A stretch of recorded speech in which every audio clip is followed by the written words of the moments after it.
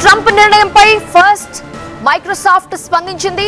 తమ ఉద్యోగులకు కీలక సూచన చేసింది మైక్రోసాఫ్ట్ సంస్థ. డెడ్ లైన్ లోపు అమెరికాకు రిటర్న్ అవ్వాలని మైక్రోసాఫ్ట్ ఉద్యోగుల్ని కోరుతోంది. ప్రస్తుతం H1B వీసాదారుల్లో భారతీయులు అధికంగా ఉన్నారు. H1B వీసా గడువు గతంలోలానే 3 ఏళ్లు ఉంటుంది. మరొక 3 ఏళ్లు ఎక్స్టెన్షన్ ఉంటుంది. ఇప్పుడు 3 ఏళ్ల వీసా కావాలంటే 3 కోట్ల రూపాయలు కట్టాలి. ఇంత భారం పడితే ఎన్ని వర్క్ వీసాలు రెన్యువల్ అవుతాయి? టెక్ కంపెనీల్లో ట్రంప్ నిర్ణయంతో తీవ్ర అలజడి కనిపిస్తోంది. ఐటీతో పాటు హెల్త్ కేర్, ఫిన్టెక్ రంగాల్లో యుఎస్ వెళ్లిన మెజారిటీ భారతీయులు తాజా నిర్ణయంతో ఉద్యోగుల్లో భారీగా కోతపడే ప్రమాదం కూడా ఉంది. ఒక్కసారి 2025 ఏడాది మొదటి 6 నెలల డేటా తీసుకుందాం. అమెజాన్ ఏకంగా 12,000 H1B వీసా హోల్డర్స్ ని తీసుకుంది.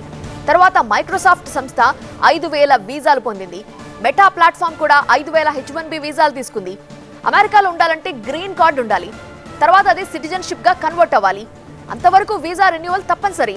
ప్రస్తుత పరిస్థితుల్లో ₹1,00,00,000 కట్టి H1B వీసా తీసుకోవాలి. ప్రస్తుతం గ్రీన్ కార్డుకి వెయిటింగ్ పీరియడ్ 20 ఏళ్లు ఉంది. అంటే అది రావటం దాదాపుగా అసాధ్యం అనే పరిస్థితే ఉంది అని చెప్పాలి. అలాంటప్పుడు H1B వీసా కోసం ₹1,00,00,000 కట్టడం అంటే మామూలు విషయం కాదు.